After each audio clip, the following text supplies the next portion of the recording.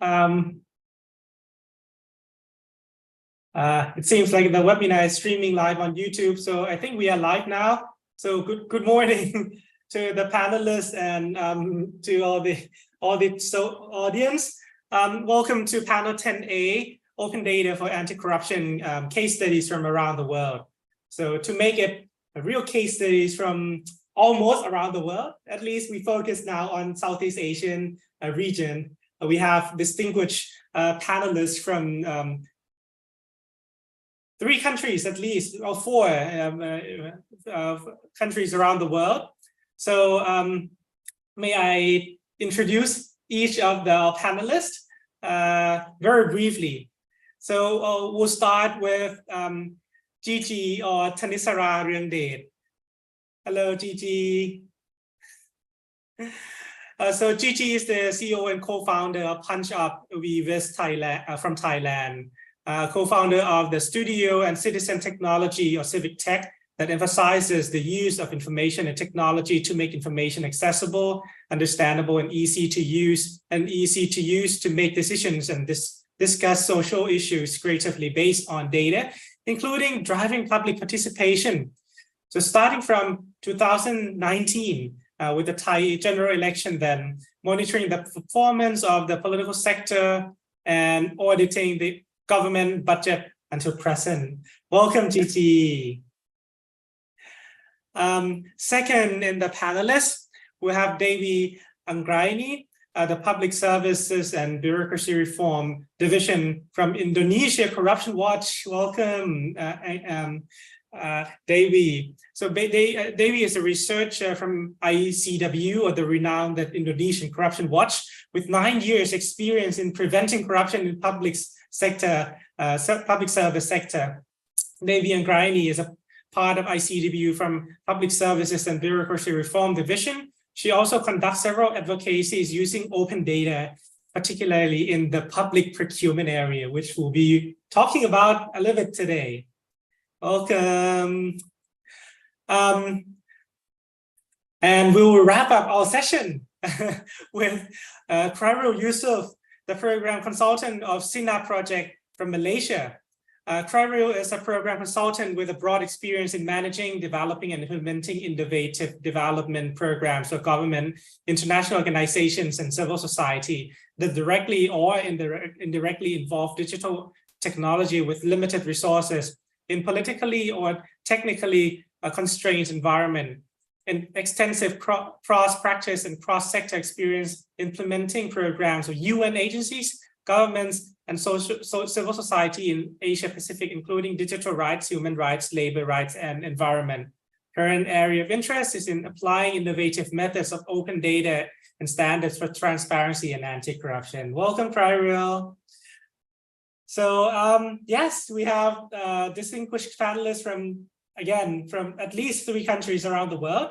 So open data, how it is used to fight corruption. We have had some discussion prior to this session about using transparency. We know that transparency would shed light on the public procurement and government activities, but how can it actually used to fight or prevent corruption? Has there been any case studies from where you have worked in, and what are the challenges, what are the opportunities that we could learn and perhaps share and might lead to our collaboration further after the session? So without further ado, may I start off this session with Gigi.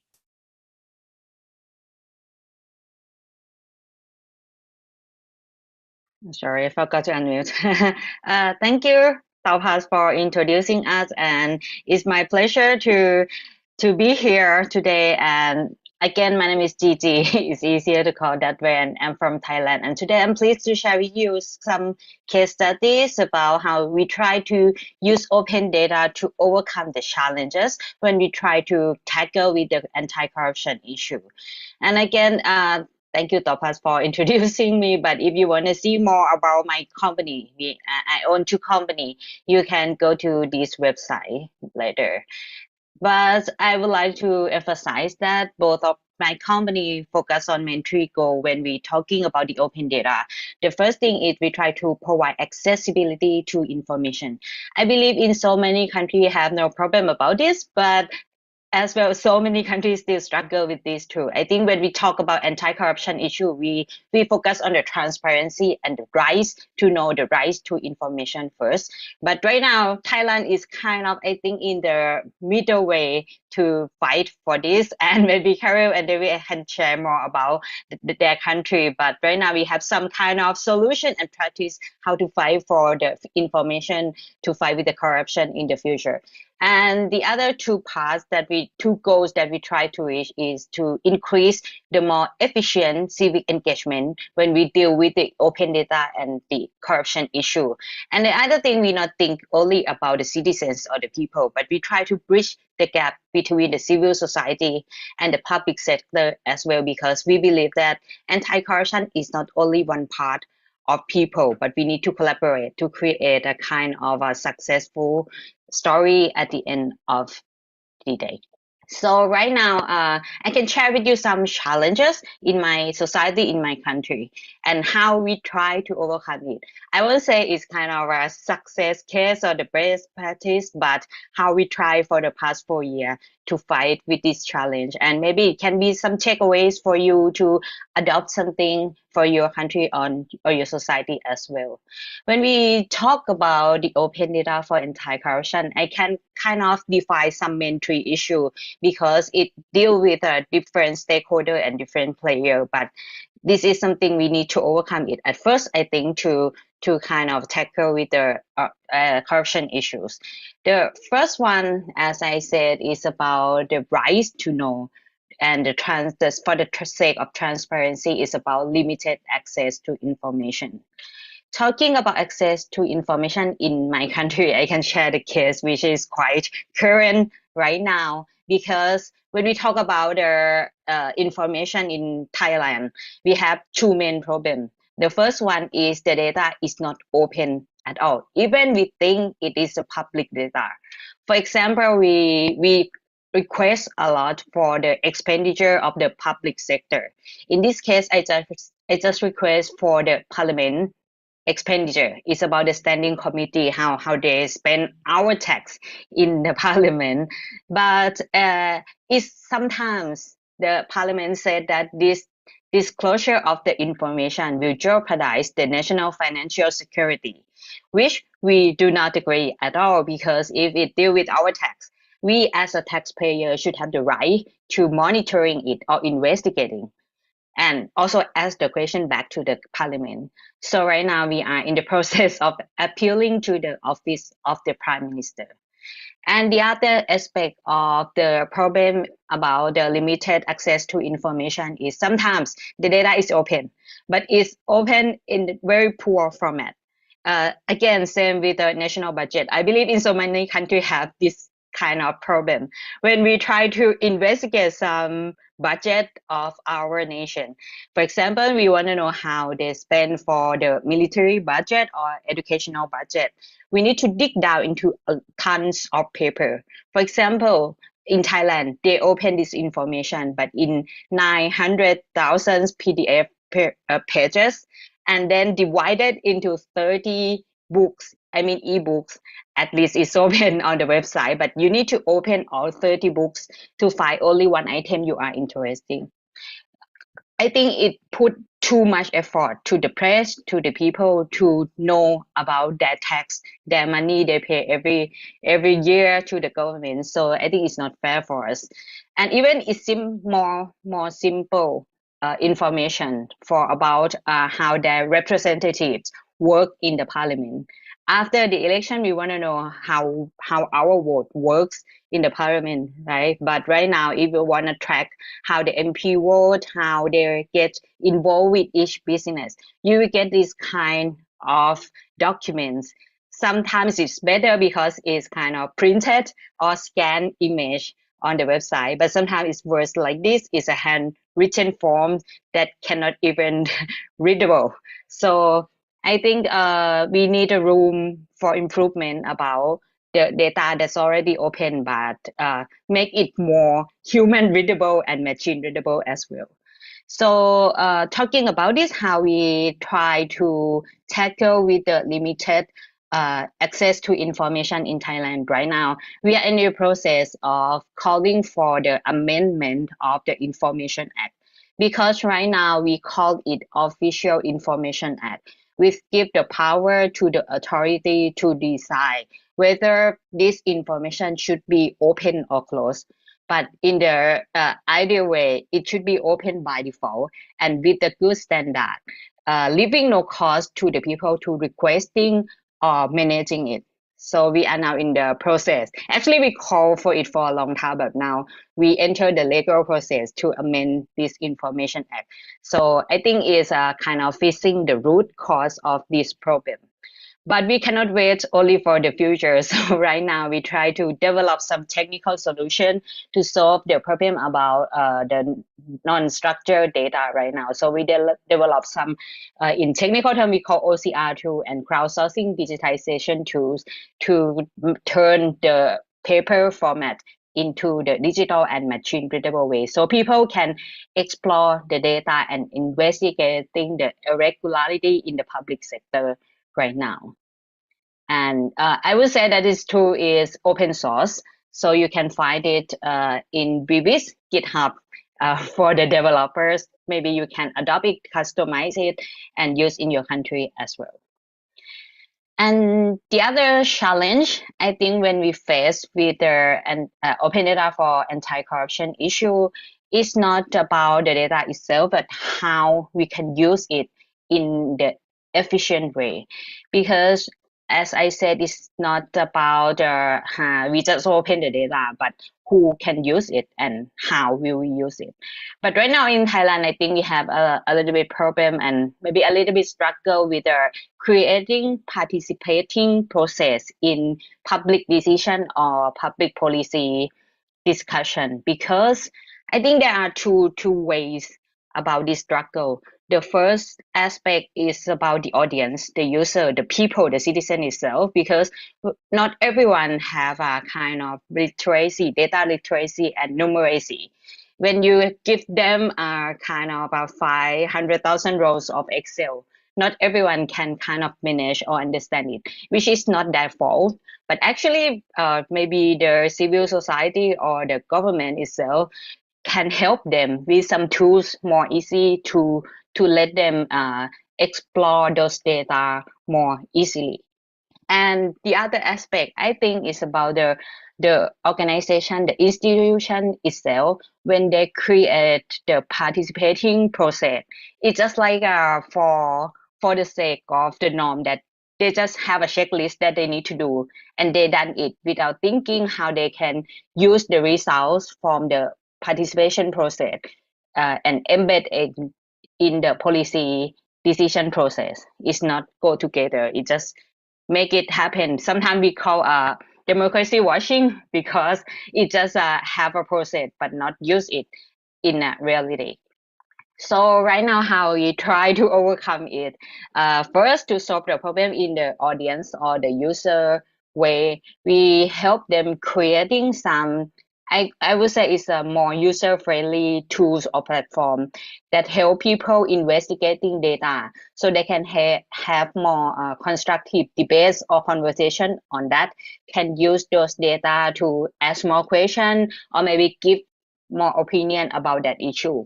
For example, right now we are developing the tools that called Parliament Watch tool, which is the open source as well. You can find on GitHub and then apply to your country as well.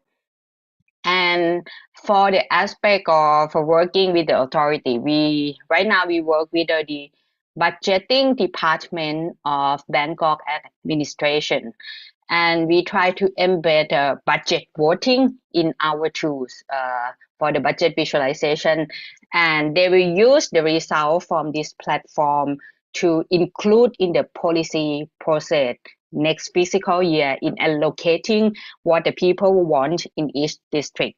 So I think it's not only about creating the tool, but also designing process, how the data, how the opinion will be used in the kind of a real policy making process as well.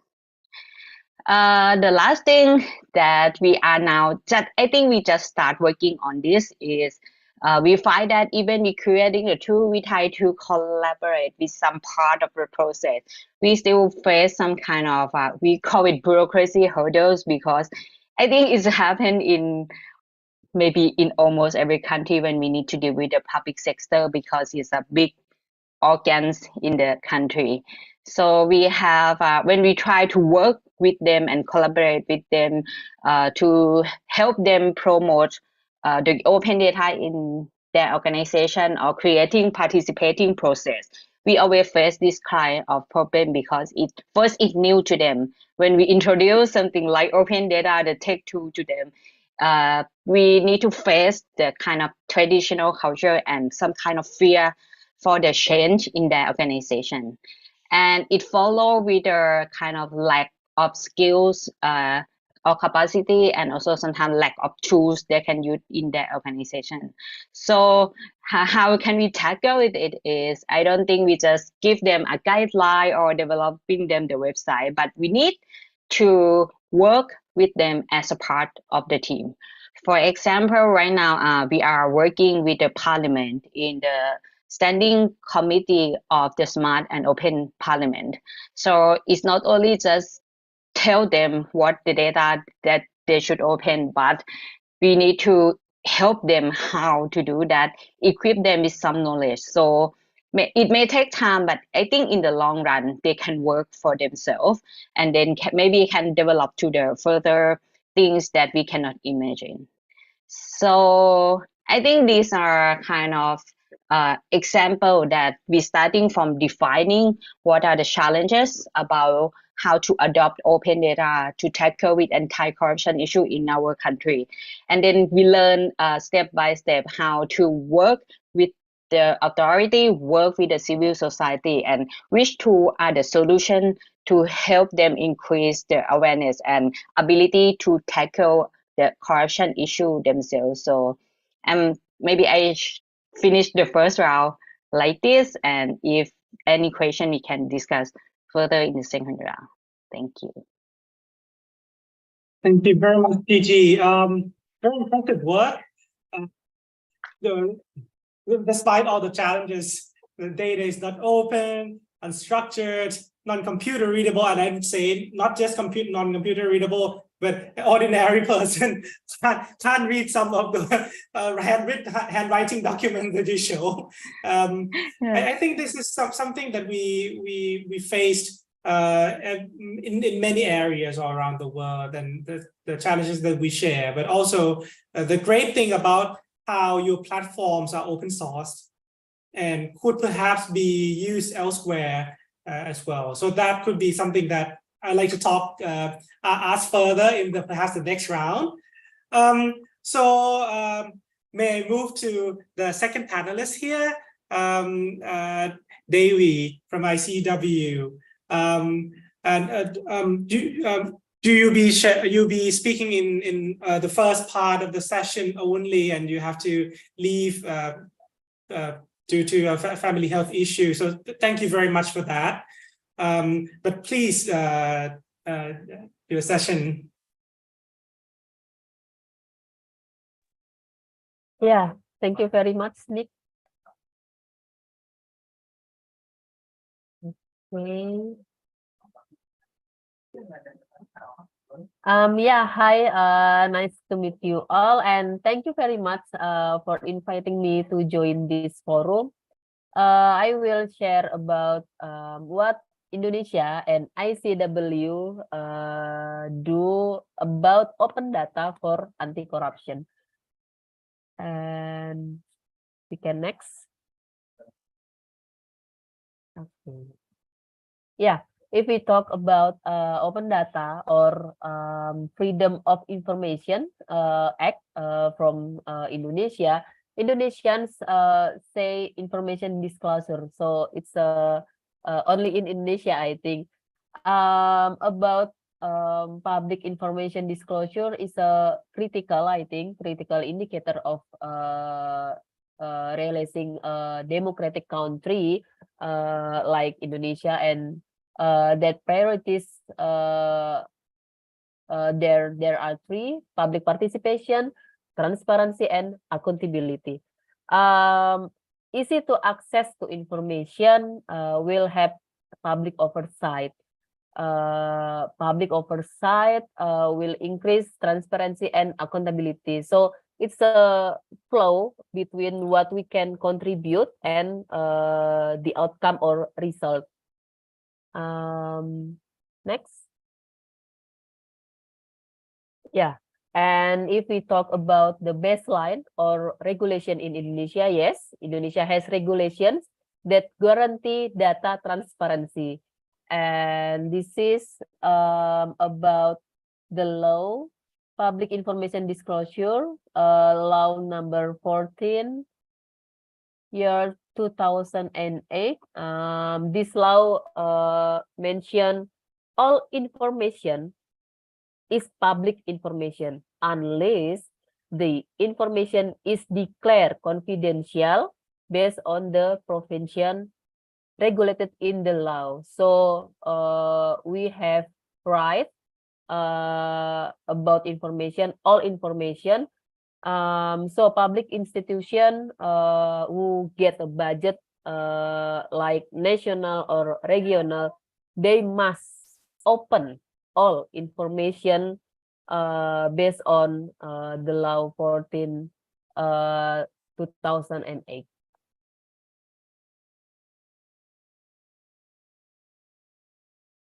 So if we talk about ideal condition and fact, yeah, public institution must provide all data without public request. So because this is the main principle, transparency, participant, and accountability. And after 15 years of the law, there are so many problems, and this is the fact. After 15 years, not all public institution provide information, and then there is website with no useful information. So they yeah, I'm sorry. So they have a website, but with no information we can collect or analyze or very useful for public. And the other, public must follow information dispute. So we must follow information dispute 7 days and then 30 days, and it's so long if you once get information. And then public oversight in Indonesia, I think it's considered a threat. So government very sensitive with public oversight. And yeah, so the fact to get information in Indonesia now after 15 years, law 15 to 2008, to get information, it's takes a long time until we can get information, and of course if we win. So if you lose, you can get information. Okay, we can next slide. Yeah, we face some challenge to open data, and this is some challenge. There is 5 challenge minimal. I can say about challenge. First, information is not accessible, and then information management is not good. So they just get information but not collect and save and what okay.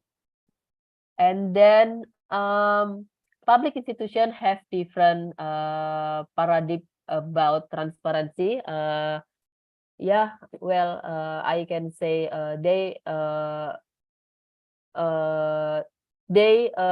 have transparency principle, but just once show the website but no information, and then they collect information if we ask about that information.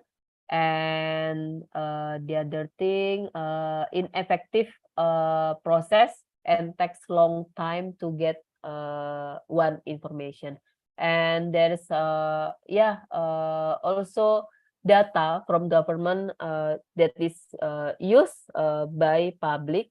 And for example, procurement, general procurement data in Indonesia can be accessed, and institution procurement institution is open for sharing system data with ICW, is for example. Okay, we can next. Yeah, this is if we talk about procurement, information disclosure on procurement. So corruption, I think it's not only in Indonesia, but the other country, procurement corruption increase every year. And the effect, of course, a lot of public facilities or public goods have bad quality. And about that, ICW has advocacy, open data on many issue, like procurement, and then education, health, politics, and law. In procurement issues, since 2018, ICW, I'm sorry. Yeah, ICW has pushed information disclosure on procurement. Why? Because we think corruption procurement increase every year, and then the effect, and then the various modus. So I think it's important to collaborate about corruption in procurement. Yeah, this is one of our advocacy, and so we start 2018 until 2020. 2020. We propose to open contracting, and the result is when in 2021, the Information Commission in Indonesia sets policy about detail open contracting. So it's public information now. Okay, we can next slide. Yeah, this is just for example, or what ICW do in Indonesia. Monitoring procurement, we call opentender.net. Yeah, this is just little overview. Monitoring procurement, collaborate with procurement institution in Indonesia, and then to collect and analyze data, and it can access with all public, just not only governance. And it can show potential fraud with 3 levels, red color, yellow color, and green color in public procurement. So red, it's mean have a high potential fraud. And this start since 2013 with MOU. So we have a long time advocacy for this procurement to decrease corruption in procurement. And then beside that, ICW upgrade and developing a platform suitable with advocacy needs. And this platform data use with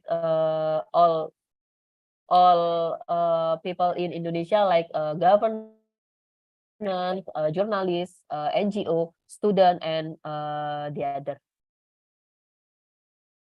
Okay, we can next.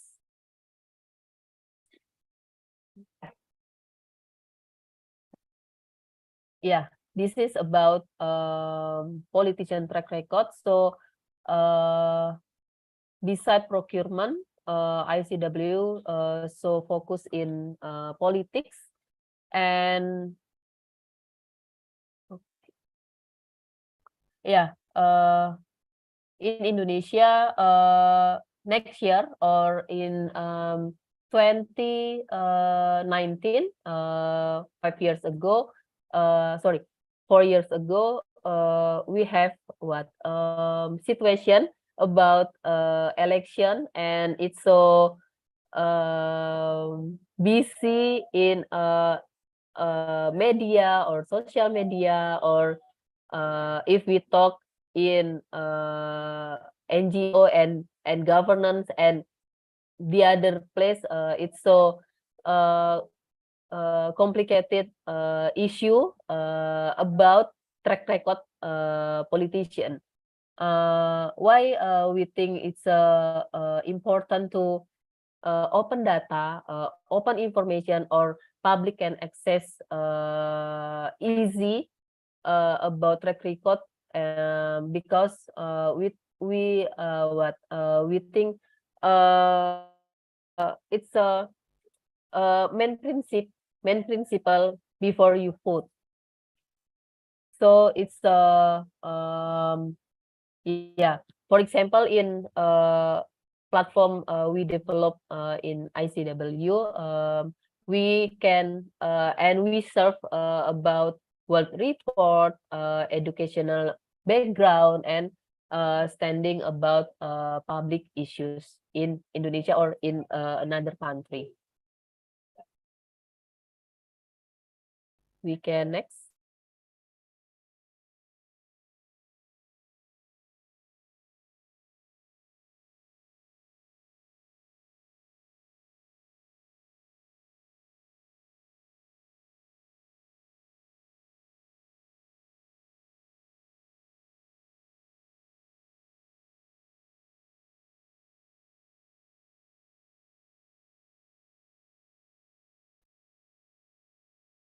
Yeah, can scroll down. Okay, yeah, with for example, this is the surface from rekamjejak.net. Indonesian says rekamjejak.net. We serve provide provide data about family, about business, or wealth report. If we talk about with open wealth report, public can assess the honesty of public officials by compare what is report and the result. So public can know if report is false or manipulated. It's what public can do about wealth report. And okay, about family, yeah, about family we can sorry, we can yeah, we can know about their relation or maybe future in lobbying and the other. And then about business, we can know about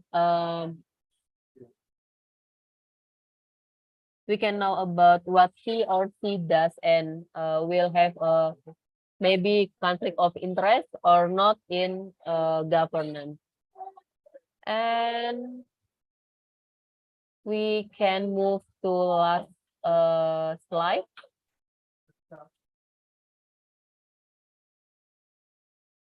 Yes, this is ICW suggest about opportunity. Maybe we can together, or Indonesia, Bangkok, and Malaysia, and we can develop a platform together that contains politician track record, maybe, or procurement, and this across the country. So this is from me. I'm apologize about my noise in back. So thank you very much, and back to you, Nick. Thank you very much, Dewi. Don't apologize. It's all right. Thank you very much for being here with us this morning, despite the issue, the challenges. And so from your presentation, I could see that many of the challenges that you face and GG face pretty similar. Data is not accessible, only available upon request, high transaction costs to get these information, and it's becoming a big obstacle for empowering people in a democratic world. And it's also interesting to see that many of the platforms that you have worked on is quite similar to some of the part that Gigi and perhaps Farrell will be talking about. OpenTender.net, parliamentary tracking, and you ended with an opportunity of a platform that contains politicians' track record across country, which is really interesting. And because if you have heard, there are so many cases of politicians in Thailand stole money from from a company in Malaysia, bought a land in Indonesia, perhaps, and then but live happily in London. So this happened all the time, and it's very difficult for each individual countries, civil society in particular countries to track. So if we can collaborate on this at this level, that would be very, very interesting. But I won't talk too much into that because we have Cyril to kind of wrap up everything for us and for me as well as a moderator. So may I ask you to start, Cyril? Thank you.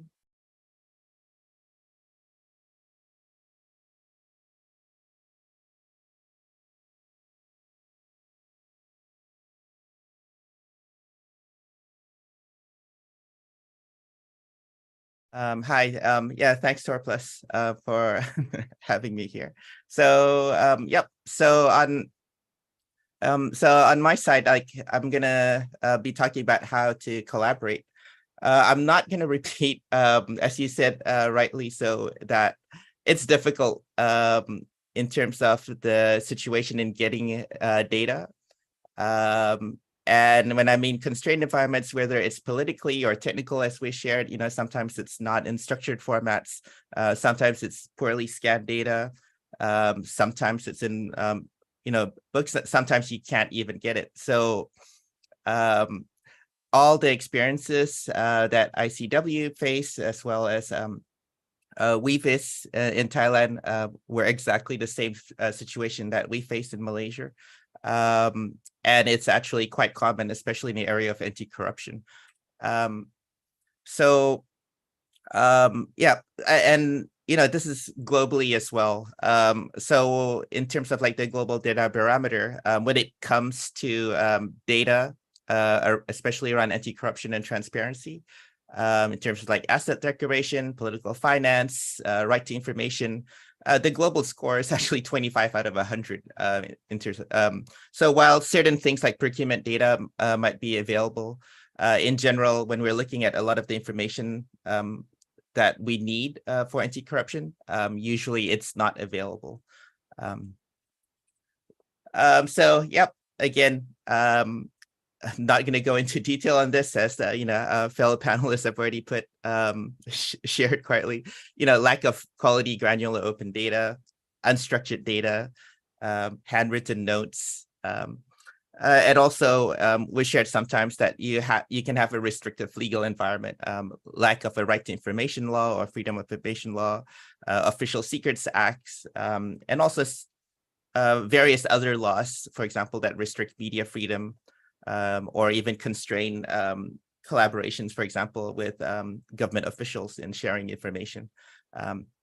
So these are all common issues across.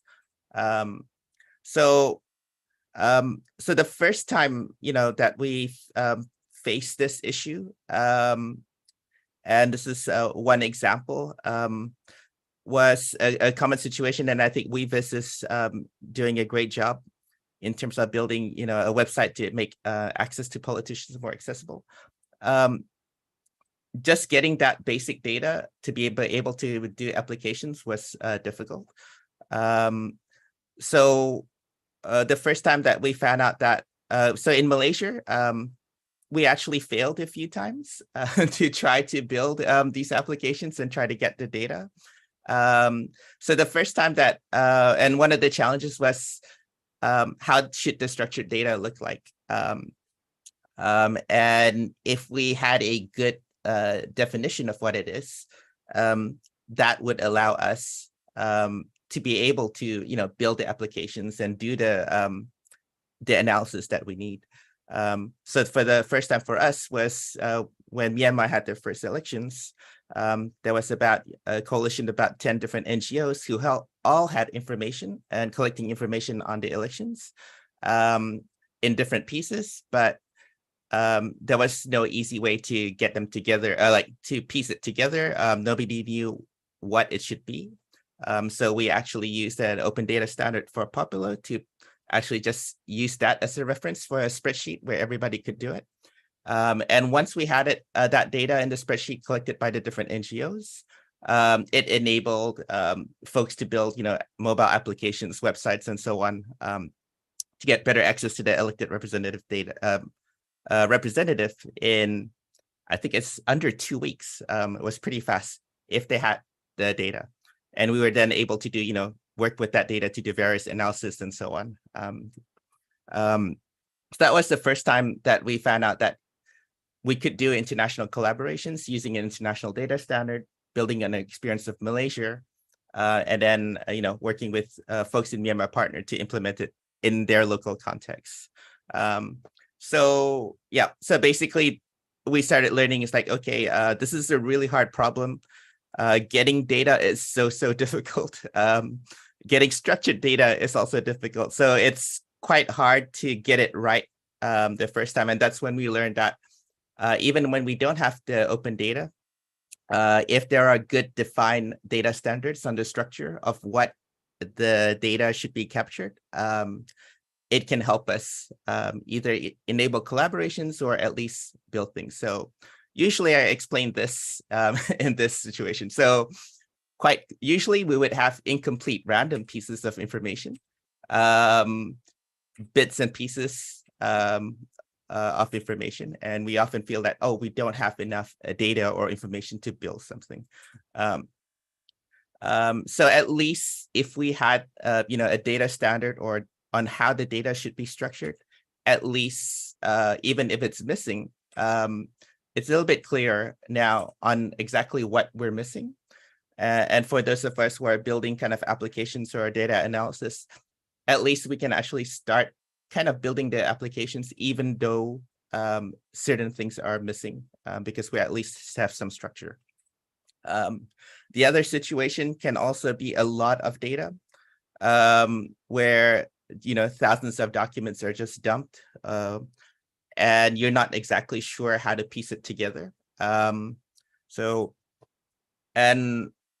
if we knew exactly what we need to look for, then the situation would be much more clearer in terms of exactly what we're missing and what we're able to do. So in Malaysia, we learned that if we follow this approach, we know, and it's one way, just like the spreadsheet that I shared. It allows us to collaborate with different partners, have different pieces of this information. Everybody's clear about what is needed and what's missing. And then once we have the structured data, especially if it's based on international open data standards, we know, because different people have been using it, that it will be able to do different things with it, right? So as a result, everybody benefits from collecting this data and collaborating for it. So in Malaysia, just quickly, we were able to build something similar to Rekam Jejak from ICW. Again, common things based on these standards. And then again, it allows us to do the innovations that's possible with the data. So here, I think we were raised by Panchapa Wibis. It's like, how do we, there's a lack of diversity sometimes in terms of the actors in working. How do we get more people to collaborate and, contribute towards these efforts in getting data, but not just getting data, as Weavis was sharing or TT was sharing, but also how can it actually be useful and impactful by others. So on a technical level, it's contributing, at least for us, working in civic tech and open data or data visualizations, is for us to contribute our use cases. So towards these standards to make them better. So a perfect example, when CNAP project first started adopting the standards, the Popular standard was supposed to be storing just information on politicians. And us as Malaysians said, wait, politicians are also businessmen, as I think colleagues from Indonesia or Thailand to be familiar with. So we started putting all the politicians into this database that was meant for politicians and their business positions held. And people said that, you're kind of abusing the standard for things that are not supposed to be done. And then later on, when Donald Trump got elected, suddenly people realized, these things are important to measure. And this is where, one example where, a more diverse set of experience and use cases in Southeast Asia, but not just Southeast Asia, but around the world. When we give feedback on, how the standards are not, there's improvements to their standards that can help us for our specific use cases, it will actually help everybody else involved. So this kind of things then led to, being able to do joined up data of, for example, politicians and businesses and interests. So in terms of, I think that was already suggested by Indonesia Anti-Corruption or ICW. One low-hanging fruit that we can do is actually build and publish an open standard database of politically exposed persons and their close relationships in ASEAN. Another way to help out on this is also to publish open data standards of sanctioned individuals and companies. So this is, this is something that should be easy to do, something that we're all working on. And if we have a standardized set of data on this, we can easily share the data between each other and have,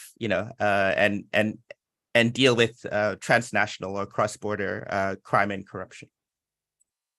Other things that we could work on is, standards or data structures that are missing. So there's still a lot of work that still needs to be done in terms of, collecting things around extractive licensing like mining and so on. Natural resources. There's a lot of environmentalists working around this area. There's a issue with corruption on this. And again, sometimes the data structures are not quite there yet. And this is something that, we can also collaborate with our existing partners and bringing our expertise. Another suggestion that's possible, we're all trying to build kind of, greater accountability and access to our decision makers or elected representatives, is to just define a good electoral data standard in terms of what election commissions should publish. So there's several elections this year, and to this date, I couldn't find a good one in which there was a good standard that we could approach elections commissions and say, okay, when you do elections, we would like you to publish this set of data, and this is how it should look like. So this is another one that will be super helpful in the sense that we will be able to get a good set of structure, if possible, from the elections commissions to be able to build and do and work with the data that we need. And then my final thought, I think we can also discuss in more discussions, is to widen the ecosystem of collaboration. So I've got these two characters at a protest in Malaysia. Super hot in a tropical country like Malaysia. They dressed up as dinosaurs and basically their sign, this is an anti-corruption thing, and saying that dinosaurs are also against corruption. So there's a large wide of characters and parties and interests interested in this beyond your usual anti-corruption activists. And one final case study I want to share with this is my experience with working with media. And how it creates, different ideas about how we do things. So Weavis or TT just shared with Weavis, for example, a situation of, how difficult it is to get some information using OCR and so on. And one interesting thing for me that led to media collaborations was that when I was trying to do those same things and trying to get the information, when I submitted the work that we did at CINAR to the Global Investigative Journalist Network, and I said, I'd like to join as a participant in one of your events. This is what I've done, and I would like to learn more. They looked at how hard it was for me to get the information and the techniques that we used to get the information. And they said, we'd like you to talk about these things in terms of, as a panelist for media and investigations. So that's when I started realizing there's a lot of things that are in common. So this particular example is a common complaint that we often have when we're doing with collecting and this data or collecting is people often say like, how is your data trustworthy? Where is its sources? Can you believe, can we trust this data that you're collecting and publish? And can we be able to use it? So when we were trying to build relationships similar to what ICW was or Anti-Corruption Indonesia was trying to do with Rekam Jejak, we found out it's like, whoa, we need to be very careful exactly how we define this relationship, and what data that we put in has to be substantiated and to a certain thing. So we worked with media and we learned it's like, okay, since you have to publish these stories saying such and such politician is a brother or so, or a father-in-law or sister-in-law or cousin for this project, and you have to publish this news without getting in trouble for it. So we worked with media and said, okay, we know how to define this data in relation, this relationships in data, but we need to know exactly how do we do this in a safe manner that's that's consistent. So we worked with media and says, okay, let's define what an associate is, and when it's okay to put an associate and publish that data, we use their standards for these things in the relationships that they build. Even, for example, including romantic partners. So even the gossip magazines, like it's like, when can we say such and such person, is gifting this condominium for, a romantic partner and so on. And as a result of this, we had better data, but we also allowed media to, see it, what value that they bring in with the data that they're collecting. And we also built trust in terms of the data that we were extracting. So when I'm building these relationships, I can trust that these are verified by independent media to at least some certain standard that we can be behind this data that we're publishing on these relationships. And then we could show with media, it's like, okay, look, all this work that you've done, the relations that you built, this is how it looks with data, and this is how we can work together. So that's just one example of, extending the relationships with media, but it can be with any other groups. So I'll just end with this parting thing where, when we're doing organizations, whether it's funder, partners, or even ourselves, I think we need to, when we're doing this designing programs, we need to think about possible ideas on how to address corruptions as a very diverse group of reinforcing ecosystem of partners. Which partners should be looking at, and think outside of the box with partners that we might not be. So yeah, I'll be interested to learn from other partners, like what are these kind of diverse or strange partners and examples that they've worked with that that would enable us to do more of this. So yeah, thank you. Thank you very much, Carvel. This is fascinating. I just think that we should start working on something. Otherwise, we'll be keeping talking about our works and our success and our failure in the next 2-3 years without having anything to do work together. So we should start something together. Really. We still have some the next part will be kind of the wrapping up and then Q&A at the same time, because we have a few minutes left. But before we go to the Q&A part, would each of you like to add anything else after you have listened to your colleagues talking in that part already? Maybe we can go back again to Gigi and in order. Thank you.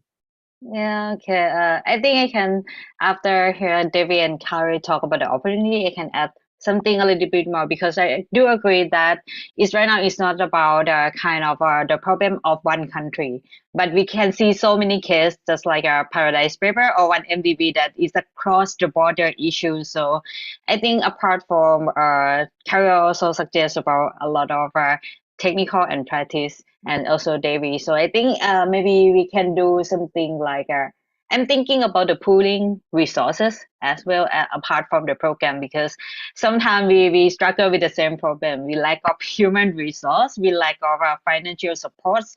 So we can start like a pooling resource to share together, apart from sharing platform or sharing data.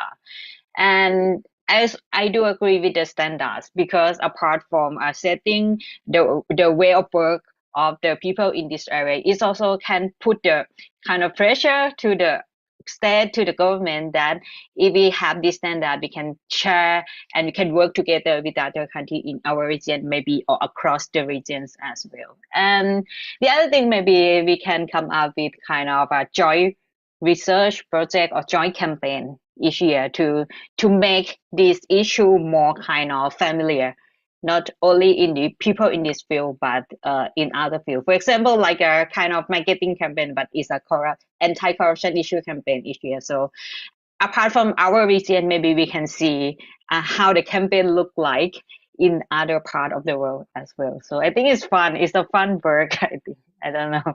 Yeah. Thank you. Yes, I do agree. But before I talk too much, thank you, Gigi. Debbie, you're back with us. Would you like to add something to this? Yeah. Maybe I can add about corruption is borderless, so we can collaborate. Indonesia or Malaysia or Bangkok, so we can collect data information, and we can get what the main or from data we can use for journalists or news in each country. So I think it's collaborate is important, because corruption is borderless, not in just Indonesia, if we speak just Indonesia, but Indonesian we can say have yeah, maybe like corruption, they do corruption too in the other country. Thank you, Devi. Yes. Claril, please.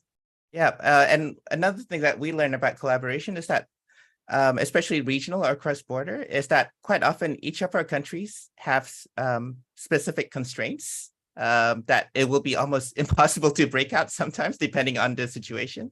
But at the same time, each of our different countries also have certain strengths. So that the example that I shared in Myanmar was a good example where in Malaysia, we were building these tools and then nobody cared, right? So we were building all these, collecting the electoral data and nobody cared. But then when we applied the same thing in Myanmar and helped them work on it, for them, it was their first elections. It was, getting these everybody was super excited in that country, so the impact was really big. And then, another example would be, for example, even in terms of reporting by media, for places like, say, Malaysia with less media freedom, and where Indonesia has more. Again, you can collaborate where the story would be published in Malaysia, in Indonesia for work in Indonesia. And again, pooling of resources.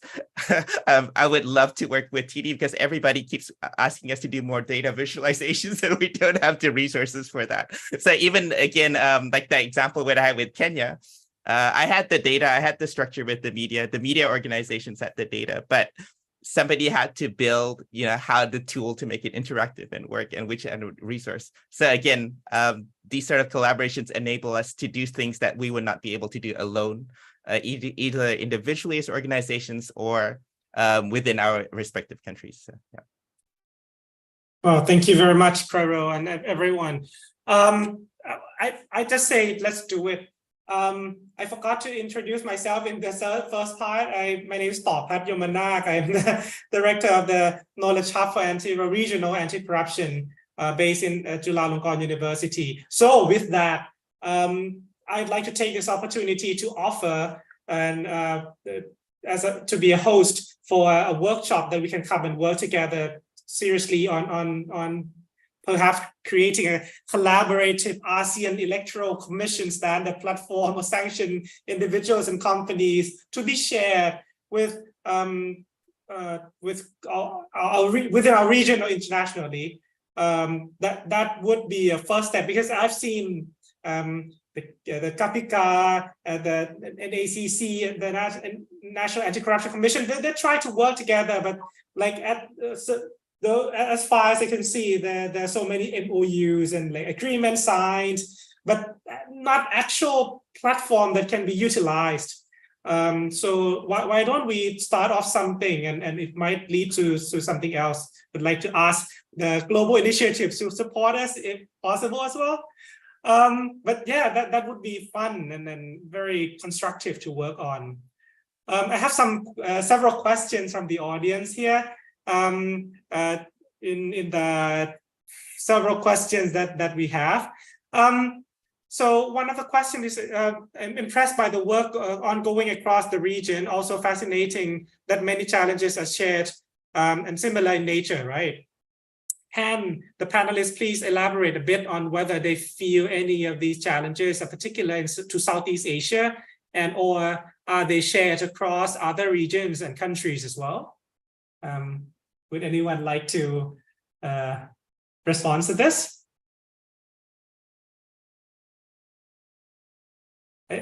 Is it like ASEAN thing? But I don't think so. I think other countries in other regions do share. Please help me. I think some issue, were widely shared, because I used to talk with some people that dealing with the anti-corruption issue in South Africa or even in Latin America, and also some part of Europe. Even we see them as developing countries, they still struggle. Maybe they struggle less with their open data. They get the data, but they still struggle with the process of civic engagement. How can they encourage people to be kind of actively monitoring them because they may have a different context because maybe they trust more in the government. But as I think we discussed, it's not about the only part of the society, but we need to work together in collaboration. And I think, especially in my opinion, in the global south, we share kind of a similar challenges in tackle with this issue because maybe you and Karil can see when you go for the international conference, these issues still pop up in the conversation, even in other parts of the world. Yeah. Yeah, I agree. This is not it's common, it's not limited to Southeast Asia. So the examples I shared before is like, you know, when I went to Kenya, when they said like, can you work on this procurement? When we had discussions, we were like, oh, it's the same there. We just so we actually could understand exactly the same problems that Indonesia was facing about politicians and their relations and family and so on, getting contracts and whatnot. And to share that example on the popular standard for storing legislative information about legislators, that standard is, and the problems that standard was trying to solve is, you know, being adopted in Taiwan, Malaysia, I think it was also opened up South Africa, UK, and I think Canada. Yeah, so a whole lot of different countries. So I don't think these are all common things.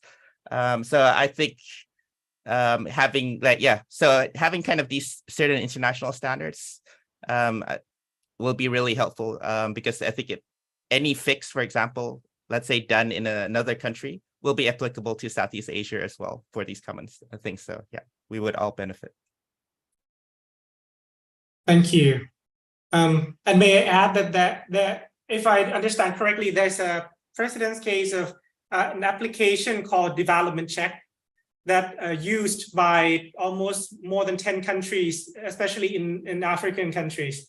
And it's an anti-corruption platform, crowdsourcing, and it's quite effective in various countries as well. Another question is, how well supported are your initiatives? I think this is for all of us, by the general public in your country. Yeah, maybe from Indonesia, in my opinion, public support in Indonesia is big and that's great.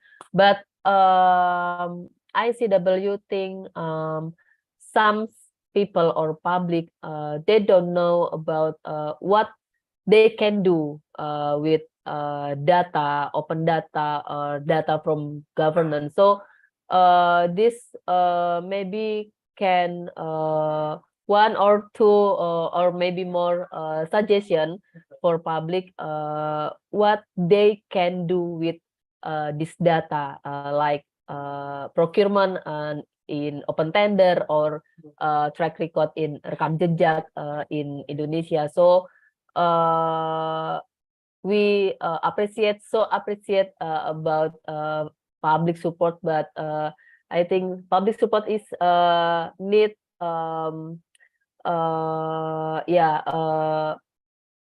some initiative or some suggestion for what they can do. Thank you, Devi. How about in Malaysia and in Thailand? I can add a little bit more. I think we see there a lot of attention from the general public, especially this year, because we have the general election that in the middle of the year. I think it becomes more and more interesting for the people because we can see the effect when the data come into the action.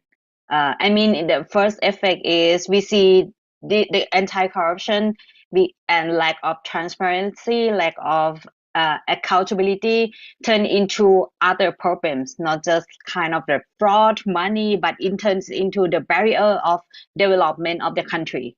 So when they track the root cause, it's about the corruption issue. So they quite interest more and want to investigate more in this issue. And also we see some success. I would say some successful case in our country, even is not a lot of case, but we see that the effect after we track down some corruption issue, we see the improvement in some fields. So I think they get more and more interest. But I think it's also our challenge how to keep this momentum. Apart from the cycle of the election, it should be a sustainable issue, not just an event-based case. So I think we need to work more on that. Yeah. Wow. So hope and challenges. Real. Yeah. Yeah, I mean, the general public is a pretty big thing. So I don't think I would love to have civic tech and data be, you know, as popular as Taylor Swift or BTS, but that would be quite difficult. So I mean, so I'm cognizant of the fact that, you know, it's only going to be a small subset of people that are going to care about this schema definitions of beneficial ownership, for example, or even some. But what I found is that the ones that are accepted by the public is actually the amazing work that we do in support of our partners. So for example, when we made parliamentary documents more accessible, and one of the questions was a partner on, you know, incarceration of children in immigration detention centers. We facilitated, yes, but the bigger public issue was actually raised by the, you know, advocates and NGOs that were advocating for immigration detention reform. And rights of children. And that got a lot of impact. So I would say, yeah, the initiatives specifically that I probably not, but the initiatives that are in support of our partners who do amazing work and enabling them, those are the ones I think that are going to be get a lot of support from the general public. Yeah. Thank you very much. I think that because we are running out of time now, so that wraps up everything very well. Thank you very much for that, Prero. So at finally here in our last minute here, I'd like to thank you, the panelists, all the three panelists, Gigi from Thailand, Prero from Malaysia, Devi from ICW Indonesia. I hope next time that we meet, I could say that not from each country, but as an ASEAN regional anti-corruption collaboration platform, that we could probably work together. And I would, again, offer that opportunity for us to come and collaborate, whether we go to Indonesia, Malaysia, invite you to Thailand, and start working on something, because it will lead to big impact. As Prero has put it, it might not be as impactful as it should be in somewhere, but it might be more impactful in somewhere in some other areas than we can expect. So that would be a good start. We haven't had anything like this before, right? Any ASEAN anti-corruption platform by civic tech? No. No one have heard about this, right? So we'll be the first. It'll be fun, and with support from the GI, that it would make it possible. So yes, again, thank you all the participants, the audience, the panelists, and thank you Global Initiative for allowing us to meet this morning and to share our thoughts and experiences. So I'd like to end our session here exactly on time. Thank you very much again. So have a great day, have a great conference in the next 20-ish hours. Okay, thank you. Thank you. Thank you for having us. Bye. Thank you. Bye.